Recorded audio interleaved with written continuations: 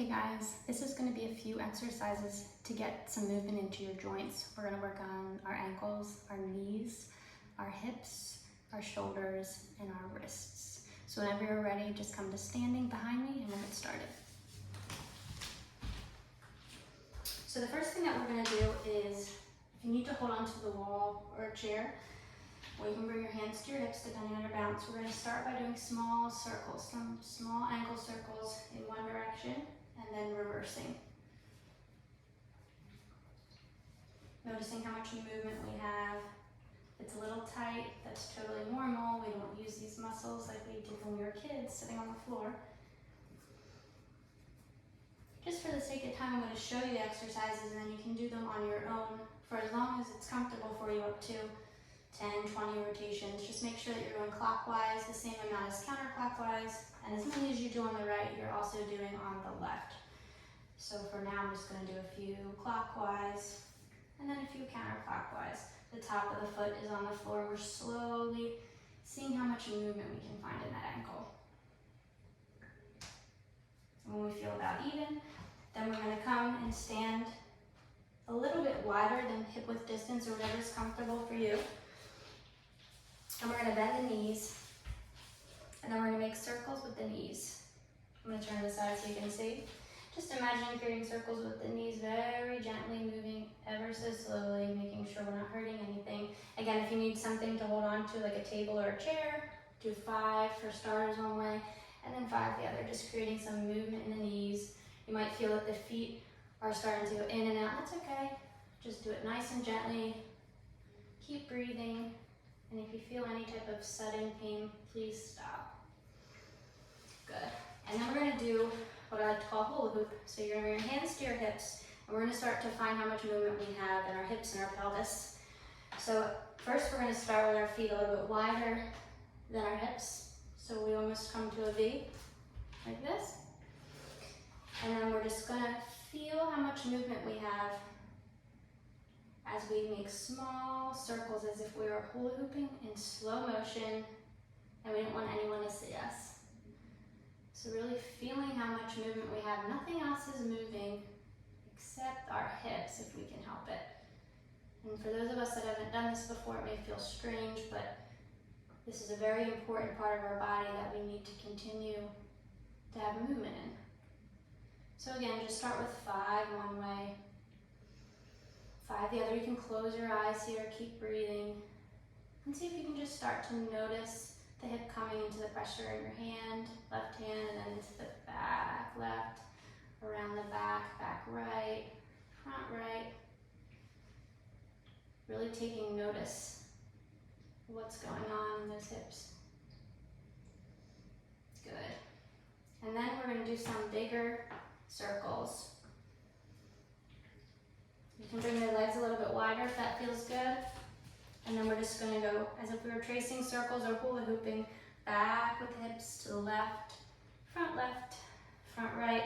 And as our backside goes back, our head will come more forward just to keep ourselves balanced. So as our hips go forward, you'll see the upper body goes back.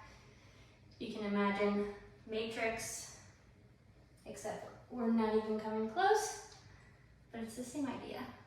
As our hips go to the left, our body goes to the right. Same for reverse, hips to the right, our body to the left. Nice and gentle, and then reverse. Sometimes it helps to find a point to look at about 2 feet in front of you on the floor, to just hold that point for your balance, really pressing through both feet evenly. Keeping the hands on the hips and keeping the breath in and out through the nose nice and smooth. And then once you feel even on both sides, we're going to bring your hands up to the shoulders and we're going to do some circles. So just bring your fingertips to the shoulders. Our shoulders are nice and relaxed, allow gravity to pull them down. Our chest is nice and open. We can breathe very easily like this. And then we're just going to do little circles. Imagine there's a beam of light coming outside our elbow, and we're just making little circles with it. Our feet are about hip width distance. Our weight is stacked to the best of our ability. Hips over knees, over ankles. And then we're going to reverse. Keep breathing.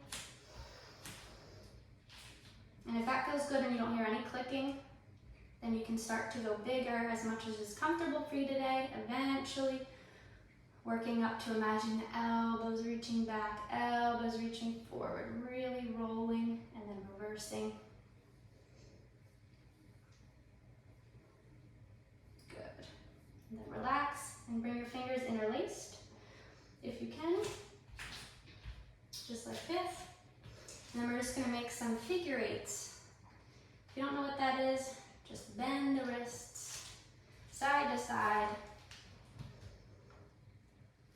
Keep breathing. And then see if you can reverse. It's okay if you can't figure that out. We really do just want to create some movement in the wrist. And then release and switch the interlocking. So whatever first finger was in front last time, put the other finger in the front. And then do it again. Just taking notice of how that feels. Rubbing the forearms together if we can. Keep breathing. Good. And if that feels too weird for you, you can always interlace and press away. Switch the lockings of your fingers and away. Or even just gently pulling the wrist down, up, down. And another great way to do this is on the wall. So using a wall to press your fingertips into the wall, pressing the fingertips upside down, maybe pressing the fingertips out. Just remembering to keep our arms about armpit width. So if we're pushing into a wall, we don't want them out too far. Keep it safe. Keep everything close. Hug the body like this. Roll them out, shake it out. And then we can do our neck as well. So if you want to look down,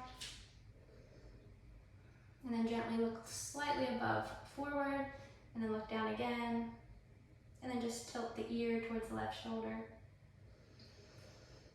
towards the right shoulder. It's good to have the hands on the back if you can, imagining the elbows drawing back. Really feel that openness in the chest. Makes it nice and easy to breathe. And then you can tilt the ear towards the left side and the right. Once more. And then maybe chin to chest. Head back, chin to chest. And if you hear any clicking, cracking, please stop and move less or slower. We don't want to cause any harm. This is something that you can do every day to really keep the joints healthy. You can do it at home. You don't need any equipment. So I hope you enjoy, and I'll see you next time.